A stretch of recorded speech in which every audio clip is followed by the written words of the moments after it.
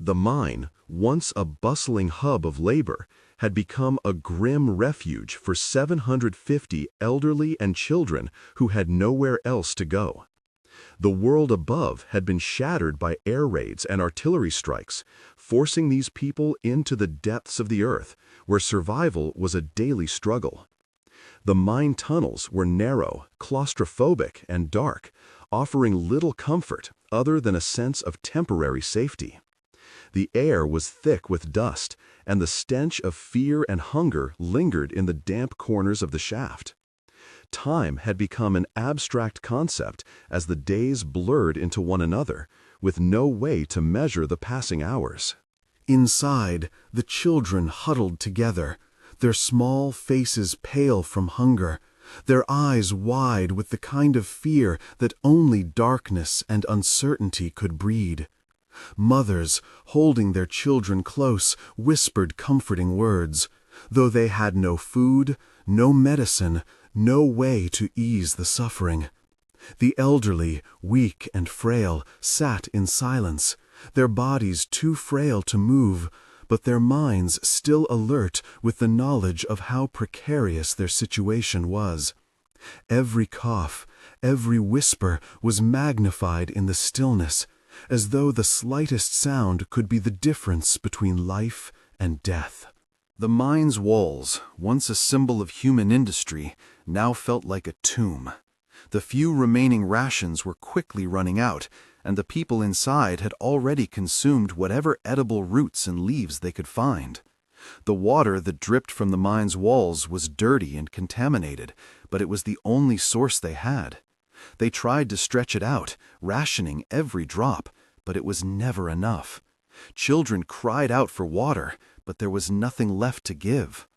Hunger gnawed at their insides, but they had learned to ignore it, to focus only on staying alive for one more day. Despite the despair, there was a sense of quiet organization. The elders took it upon themselves to keep track of the days, though they had no way of knowing the true date. They assigned tasks, kept the children occupied, and made sure that the most vulnerable were given what little food and water remained. It was a fragile system, but it was all they had.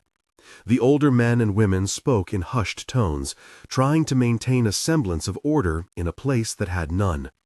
It was a survival mechanism, a way to preserve some sense of normalcy in the face of overwhelming odds. But for all their efforts, fear was always present, lurking in the background. The civilians knew that if the enemy found them, there would be no mercy. Propaganda had long painted the enemy, particularly the American forces, as ruthless and inhuman. The fear of what would happen if they were discovered was etched into every face. Stories of mass executions, torture, and humiliation had been passed down through generations, and these people had been raised on those stories. Surrender, they had been taught, was worse than death. There were whispers in the dark about the outside world, about the soldiers who might be coming to help, but those whispers were as uncertain as the shadows. No one knew what to believe. Would they be saved, or would they be met with violence and cruelty? The uncertainty hung over them like a thick fog, making it impossible to plan for the future. Each day they waited. Each moment they held their breath, praying for something, anything that might offer a chance at survival. And yet, despite the crushing weight of despair, there was still a glimmer of hope in the darkest corners of the mine. The children, though malnourished and frightened, still found moments of play. They would find small stones and roll them across the floor, pretending that they were playing some game they had once known. The mothers, despite their own hunger and exhaustion, still tried to keep their children's spirits up, whispering stories of a world beyond the mine, of a time when the sky was blue and the earth was full of life. These small acts of defiance, of hope, were the only things that kept them going. For the adults, there was little comfort to be found. They had long stopped thinking about the life they had lost above ground. Instead, they focused on the immediate, on getting through the next hour, the next day. They talked little, saved their strength, and did their best to ration what little they had. They were waiting, as the hours and days passed in the oppressive silence of the mine. Their bodies were wasting away, but their minds were still alert, still holding on to the belief that something might change. Something, anything, to break the endless monotony of survival. But as the days wore on, the uncertainty began to take its toll. The children grew weaker, their cries becoming less frequent as their bodies succumbed to starvation. The elderly men and women were not far behind, their once strong bodies now frail and brittle. It became clear that they were running out of time. The mine, once a refuge, was now a prison. Each passing hour felt like a step closer to death. The people inside had no choice but to wait. Wait for help that might never come, or wait for the inevitable end. The outside world seemed distant, unreachable. The sounds of war, of distant artillery, of aircraft passing overhead, reminded them of the violence that had shattered their lives. They could hear the occasional rumble of explosions, but they could do nothing to stop it. They could only sit and wait, in the suffocating dark, wondering whether the world outside had forgotten them, or whether salvation was just beyond the reach of their grasp. As the days passed in the mine, the hope for survival began to dwindle. The air in the tunnels grew colder, denser, and more suffocating. The people inside, though bound by a fragile sense of solidarity, were slowly losing the strength to keep going. The children, whose cries had once been heard every few hours, now only whispered in the dark, too weak to speak. Their bodies, once filled with the energy of youth, were wasting away from hunger, their bones sharp against the skin. The elderly, whose faces had once been full of wisdom and strength, now looked gaunt, their eyes sunken in their faces, reflecting the hopelessness that had settled into their bones. Despite the relentless march of time, there was still a flicker of life left in the mine. People who had not spoken for days were starting to make quiet noises, and the flickering of faint voices gave a sense that they were not entirely defeated.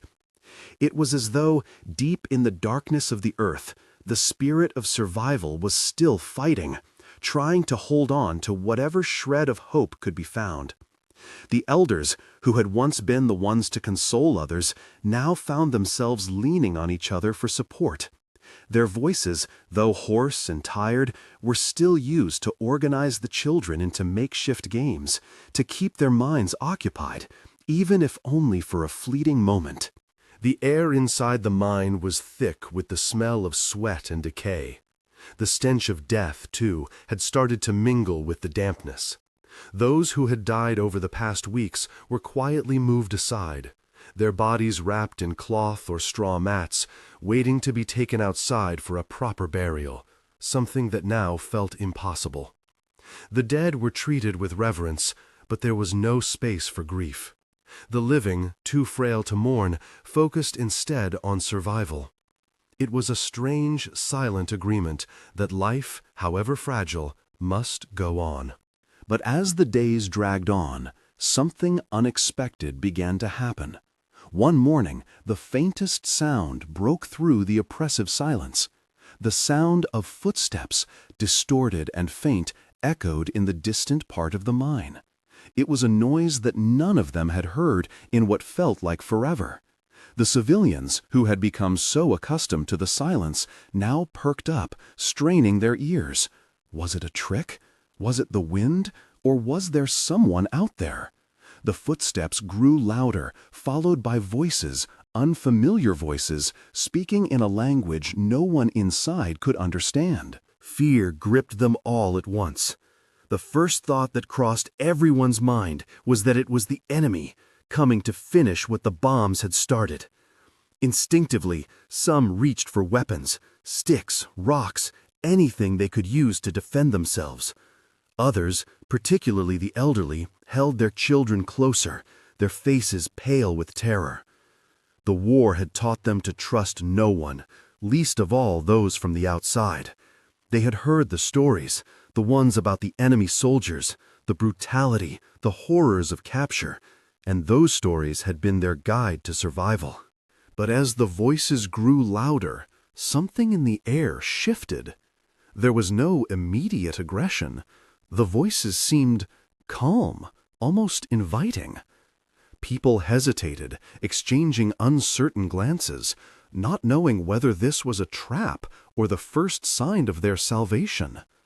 Some of the braver souls, their minds still sharp despite their physical frailty, quietly moved toward the entrance of the mine, straining to hear more. They listened closely to the unfamiliar words, wondering if, perhaps, just perhaps, this could be help. Or was it another cruel trick, a ploy to draw them out into the open? For hours, the people inside the mine could hear the voices outside, speaking in a language they didn't understand. The noise was both unsettling and strangely reassuring. They had spent weeks in silence, but now the outside world seemed just within reach. They dared not move, but hope began to rise in their hearts. The sound of voices, even foreign ones, signaled something, perhaps a sign that the end of their suffering was near. Maybe, just maybe, the nightmare of hiding in the mine would soon be over. As night fell again, the voices outside began to fade, replaced by the strange stillness that had become their reality. The people inside the mine fell into a restless sleep, unsure of what they had heard, unsure of what it meant. But deep within them, the spark of hope that had been almost extinguished was reignited. Tomorrow they would know more. Tomorrow the wait might finally end. In the meantime, as the darkness of the mine enveloped them once again, there was a renewed sense of unity. Those who had been too weak to move now sat up and listened, offering their strength to those who could still stand. The children, who had forgotten what it was like to feel safe, now huddled together, whispering to each other about the possibility of rescue. The elders, though their strength was fading, continued to share what little wisdom they had left, reminding everyone that survival was more than just food. It was the will to hold on, to hope, and to wait for the chance to live again. The morning light crept slowly across the horizon, casting a pale glow on the remains of a world torn apart by war. Outside the mine, the sounds of the ongoing conflict had faded into the distance, replaced by an unsettling silence. But within the camps of the American soldiers, there was a new urgency, a renewed focus on a mission that had never been more critical. The intel had come through, and the situation inside the mine had been confirmed. 750 civilians were trapped beneath the earth, and they had to be evacuated. Time was running out, and the window for rescue was shrinking with each passing hour. Sergeant Mark Reynolds stood before his team, a group of seasoned medics and engineers who had seen their fair share of combat. They were preparing for an operation that would require every ounce of their skill, precision, and determination. The mine was located in a treacherous area, surrounded by jagged cliffs and unstable terrain. Even reaching the site would be difficult, but the real challenge lay in the evacuation itself. The mine's narrow passages and unstable structure made it dangerous to enter, and they had no idea how many survivors were still capable of moving. The mission was a race against time. One wrong move, and they risked losing everyone. As Sergeant Reynolds briefed the team, the weight of the responsibility bore down on them. They weren't just saving lives, they were offering a chance at redemption, at healing a small piece of the broken world around them. The idea of helping those who had been living in darkness for so long filled them with a sense of purpose. For a moment, the soldiers found themselves standing not as enemies, but as bearers of hope. But that hope had to be tempered with the harsh reality of the task ahead. They needed to move quickly and efficiently, leaving no room for mistakes. The engineers began preparing their equipment, checking ropes, harnesses, and safety lines. The medics organized their supplies, making sure they had enough stretchers, bandages, and emergency rations. There was little time for rest or preparation beyond the essentials. The soldiers knew that once they were in the mine, they would have to act fast. The civilians inside, weakened by hunger and illness, would need immediate medical attention. The soldiers had to be ready for anything: collapsed tunnels, injuries, and, worst of all, the possibility that some survivors might not make it. Sergeant Reynolds felt the weight of every decision he made. He knew that every second mattered and that his actions would determine the fate of the civilians trapped below. As he glanced around at his team, he could see the determination in their eyes. These were men and women who had fought in battles across the Pacific, who had endured the worst of war. But this mission was different. It wasn't about fighting enemies or securing territory. It was about saving lives. And for some of them, this would be the most important mission they would ever undertake. As the team finished their preparations, they moved out. The path to the mine was treacherous. The soldiers navigated the rugged terrain with care, staying alert to any signs of danger. Every step they took felt like it might be their last, but they kept moving forward, driven by the knowledge that the civilians waiting below needed them. The journey was slow, but the team didn't falter. Each soldier focused on the task ahead, trusting in their training and in each other. When they reached the entrance to the mine, Sergeant Reynolds took a moment to assess the situation. The mine's mouth was hidden by thick brush and jagged rocks, as if nature itself had tried to erase its existence. But there it was, a dark, gaping hole in the earth, waiting for them. It seemed impossibly small for such a large group of people to be hidden inside. Yet, in that darkness, they knew lay their mission and their salvation. The team gathered their supplies and began to descend into the mine. The air grew colder as they entered the narrow tunnels. The walls were damp with moisture, and the air smelled of mildew and decay. Reynolds signaled for the team to move carefully, knowing that even the smallest mistake could lead to disaster. They moved deeper into the mine, each step echoing in the silence, the weight of their mission heavy on their shoulders. At the first bend in the tunnel, they found their first survivors. A small group of elderly men and women sat huddled together, their eyes wide with fear. They had been waiting in the dark, listening for any sign of help, and when the Americans finally appeared, they couldn't believe their eyes. The soldiers spoke softly, trying to calm them, assuring them that they were safe now. The civilians, hesitant at first, began to move, helping each other toward the exit. But many were too weak to walk on their own. The medics quickly went to work, tending to the most critical cases. As the team continued deeper into the mine, they found more survivors, children, some of them no older than 5 or 6, clinging to their mothers. The sight of these innocent faces, pale from hunger and exhaustion, struck the soldiers to their core. They worked quickly, providing what little comfort they could, offering food and water and carrying those who couldn't walk. The civilians, though scared and weak, found strength in the presence of the soldiers. For the first time in weeks, they dared to believe that they might make it out alive. But the task was far from over. The deeper they went, the more difficult the conditions became. The tunnels grew narrower, and the air grew stifling. The team had to move carefully, making sure not to disturb the fragile mine structure. The walls seemed to groan with every step they took, as if protesting the intrusion. Reynolds could feel the tension in the air, and he knew that every minute spent inside this unstable place brought them closer to disaster. Still, they pressed on, determined to rescue as many people as they could. They had to. There was no turning back now. The deeper they ventured into the mine, the heavier the sense of urgency became. The air was thick with moisture, and the faint sound of dripping water echoed off the damp walls. The tunnel was narrow, forcing the soldiers to move in single file, their helmets scraping against the jagged edges of rock. Every few steps, they paused to check the fragile walls and ceiling, ensuring that the tunnels would not collapse under their weight. The mine had been abandoned for years, and its structure was unstable. One wrong move, and the entire mission could be compromised. But there was no turning back. The soldiers had committed to this rescue, and they would see it through, no matter the cost. As they moved deeper, the first signs of the trapped civilians became clearer. A faint light flickered in the distance, casting long shadows on the walls.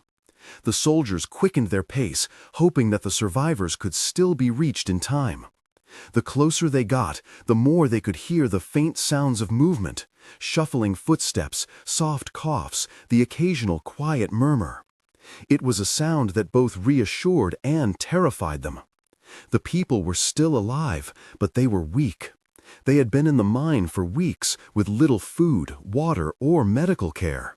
The survivors were running out of time. At last, they rounded a corner and found the first group of civilians. A cluster of elderly men and women huddled together, their faces gaunt and their bodies frail. The sight was heartbreaking. Many were too weak to stand, their eyes dull with hunger and exhaustion. The soldiers quickly assessed the situation, their training kicking in as they began to provide immediate care. They gave out what little food and water they had, but there was little to offer. It was the smallest comforts that mattered now, words of reassurance, the simple act of holding a hand, offering a warm smile. The soldiers worked quickly but cautiously, knowing they could not afford to waste any time. They helped the civilians onto stretchers, carefully lifting them from the cold, rocky ground. The elderly survivors were the most fragile, and the soldiers made sure to take extra care with them. One by one, they began moving the survivors toward the entrance of the mine, where they could receive more help. The team had to be vigilant, keeping a steady pace while also making sure to avoid any structural damage that could trigger a collapse. The tunnels felt even smaller now, as though they were closing in around them. As the first survivors were taken to safety, the remaining civilians began to realize that they were finally being rescued. Whispers of disbelief and gratitude filled the air as mothers clutched their children, elderly men clasped the hands of the soldiers, and those who had given up hope now allowed themselves to believe in the possibility of life outside the mine. But there was no time for celebration. There were still so many more to save. Each group had to be moved carefully, and the danger of the mine's collapse was ever present. The soldiers worked in shifts, ensuring that the evacuees were taken out as quickly as possible. The deeper they ventured, the more difficult it became to find survivors. The tunnels had become labyrinthine, with twists and turns that made navigation challenging. The soldiers had to move carefully, shining their flashlights down dark passageways, calling out softly to ensure they didn't miss anyone. Their calls echoed in the silence, and for a moment it felt as though the mine was mocking their efforts. But then, in the distance, another faint whisper reached their ears, a small child calling out for help. It was a sound that brought the soldiers back to focus. They followed the voice, moving quickly but cautiously, until they found a small group of children huddled together, clinging to their mothers. The sight of these young faces, so innocent and yet so worn, filled the soldiers with renewed determination. The children were terrified, their small bodies trembling from fear and malnutrition. Some of the children were too weak to stand, their faces pale and their skin stretched thin. The soldiers quickly moved to lift them, wrapping them in blankets and gently carrying them out of the tunnels. There was a quiet sense of urgency in the air now. Every child rescued was one less life in danger, one less face that would never know the outside world. The soldiers worked quickly but carefully, doing everything they could to ensure the children were safe. As the last of the children were evacuated, the soldiers felt a sense of accomplishment, but the work was far from over. The mine's depths were now almost completely emptied of survivors. The remaining civilians were too weak to move quickly, and the soldiers had to be extra cautious. The exit was still a long way off, and every step taken toward it was fraught with danger. There were still many obstacles to overcome. The tunnels had become more unstable the deeper they went, and the risk of collapse was higher with each passing minute. But the soldiers pushed forward, determined to bring every last survivor to safety. With the last group of survivors finally loaded onto stretchers, the soldiers began their slow trek back to the entrance. The sound of their footsteps echoed in the eerie silence of the mine, each step a reminder of how close they had come to disaster. The soldiers didn't dare speak, focusing only on getting the survivors out safely. Every turn, every corner was a potential hazard, but they pressed on, guided by the knowledge that every life they saved was worth the risk. The mine was not only a physical maze, but a psychological one as well. The deeper the soldiers ventured, the more the weight of the mission seemed to press down on them. The air was thick, almost suffocating, and every step they took felt like an eternity. The tunnels, once simply a means of shelter, now seemed like a labyrinth that had been designed to keep them from their goal.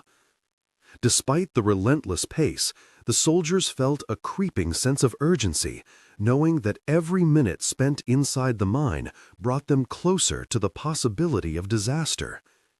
The walls seemed to press in on them, and the ground beneath their feet groaned, as if the very earth was fighting against them. Each group of civilians they rescued was a small victory, but there was no time to celebrate. The soldiers knew that they had to work fast. The path to safety was long, and every survivor they carried was one more person who needed immediate medical care. The soldiers could not afford to slow down. The mine's walls felt unstable, and every creak of the beams above their heads made them wince. They had seen enough cave-ins in their time to know that even the slightest mistake could turn this rescue into a tragedy. Despite the dangers, the soldiers pushed forward, taking turns carrying the survivors to safety. Their faces were grim but determined, knowing that they were the last hope for these people. Every step they took was calculated, measured, as they tried to avoid disturbing the fragile mine structure. The survivors were weak, fragile, and many of them needed support to stay conscious. The soldiers worked in a quiet, synchronized rhythm, each movement deliberate, each action serving the singular goal of getting everyone out alive. The further they moved into the mine, the more difficult the conditions became. The passages became narrower, the air heavier, and the darkness more oppressive. It was as though the mine itself was trying to swallow them whole. Some of the survivors, particularly the elderly, were struggling to keep up. They were so frail, their bodies too weak to move at the pace required for a safe escape. The soldiers had to carry them, lifting them carefully and doing everything they could to ensure that each person remained as safe as possible. One particular challenge arose when they reached a collapsed section of the mine. The walls had caved in, leaving a pile of rocks and debris blocking the path. The soldiers had to work quickly to clear the rubble, knowing that every second counted. There was no way around it. They had to go through it. Using all the tools at their disposal, they began to carefully move the debris, aware that any shift could cause further collapse. It was a delicate operation. One wrong move, and the tunnel could collapse completely, trapping them all inside. As they cleared the rubble, a sense of anxiety hung in the air. The survivors watched anxiously, their faces drawn with fear, their eyes scanning the soldiers for reassurance. The tension was palpable.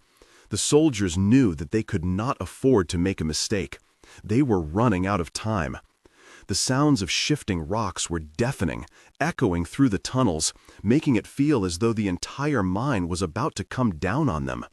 Yet, somehow, through sheer determination, they managed to clear a path wide enough for the survivors to pass through.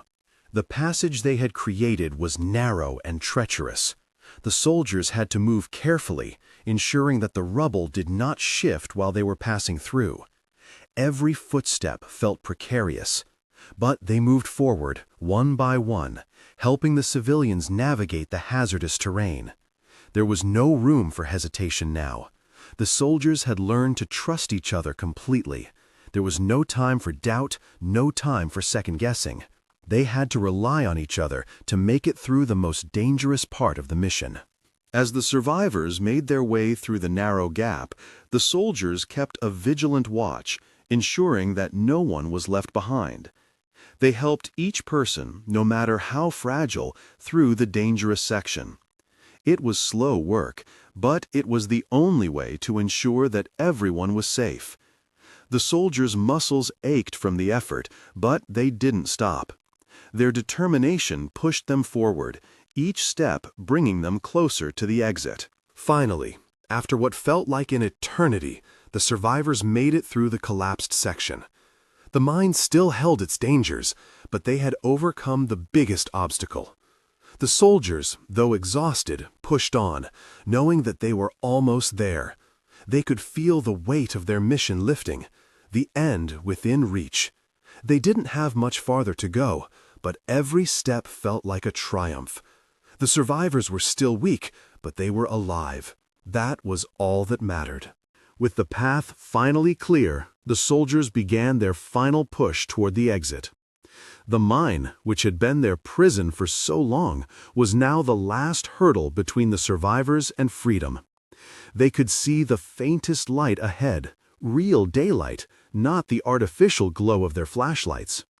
The outside world was within their grasp, and with each step they took toward the exit, the burden of the past weeks seemed to lighten.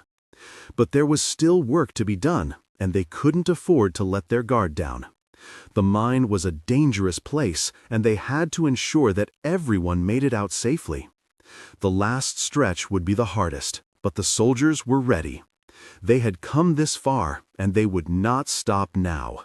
The light ahead was faint, almost a mere suggestion, but it was enough to fuel their resolve. The soldiers pushed forward, feeling the weight of exhaustion in every step, but also a growing sense of triumph. They had come so far, had fought so hard, and now, with the survivors still in tow, they were almost to the end. But the mine was not done with them yet. The passage grew narrower as they neared the exit, and the air, which had felt so suffocating before, seemed to thicken again. There was a palpable tension in the air, as if the earth itself was reluctant to let go of the people who had been trapped within it for so long. The survivors, though weak and barely able to stand, were showing signs of renewed hope. The light at the end of the tunnel was real now, no longer just a distant promise. Their steps became more determined, their movements slightly quicker as they sensed the final moments of their long ordeal approaching. The soldiers, too, picked up their pace, though each step felt like an effort. The narrowness of the passage made it difficult to move efficiently, and with every turn there was a lingering fear that the mine would collapse at any moment. It was as though they were walking on the edge of a precipice, with nothing but sheer will keeping them going. Every sound, every shift in the ground beneath their feet sent a ripple of fear through the group. They knew the mine was unstable, but they had no choice. They had to keep moving, for the sake of those they were rescuing. There was no turning back now. The soldiers glanced at each other, their expressions grim but resolute. They had seen the depths of war, but nothing had prepared them for the fragility of life inside this mine. They couldn't afford to let their guard down, not now, not when the finish line was so close. As they neared the final stretch of the tunnel, the air began to clear. It was no longer the stifling, suffocating weight it had been just moments before. The soldiers breathed in the fresh air, even though it was still thick with dust and remnants of the mine's decay. They could taste the freedom on the horizon. The survivors, many of them too weak to move on their own, were now being lifted up and carried, one by one. There was no time for gentleness now.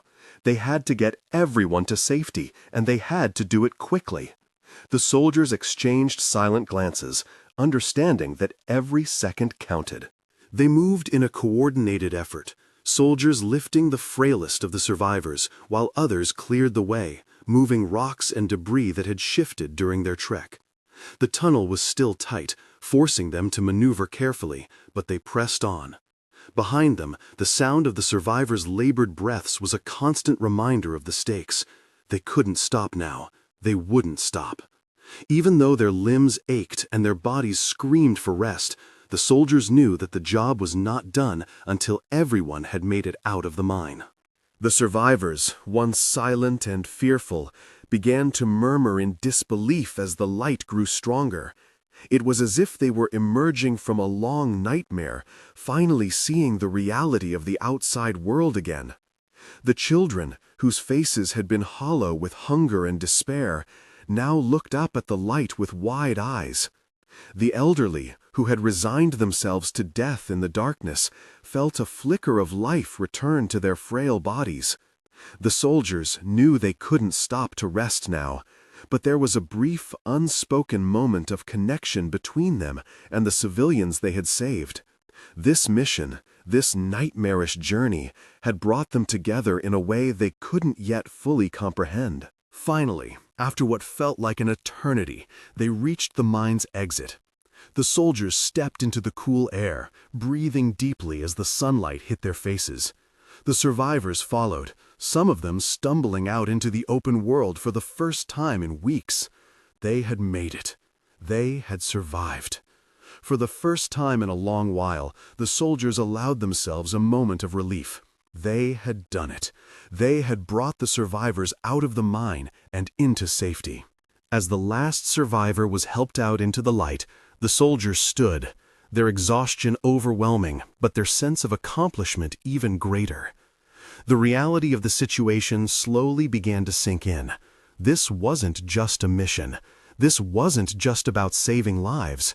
It was about giving people another chance at life, another chance to see the world beyond the darkness. The mine, once a symbol of despair, had become a symbol of hope. The soldiers couldn't erase the trauma the survivors had endured, but they had given them something to hold on to, something to rebuild from. They stood in silence for a moment, watching as the survivors were taken by other medical teams waiting outside. The sun was setting now, casting a warm glow over the landscape, and for the first time since they entered the mine, the soldiers could finally see the full extent of their mission. They had saved lives. They had brought these people out of darkness, and in doing so, they had reminded themselves of the light that still existed in the world. The mission was complete, but the journey for these survivors had only just begun. The soldiers knew that their work was far from over, but for the first time in a long time, they could look forward with hope.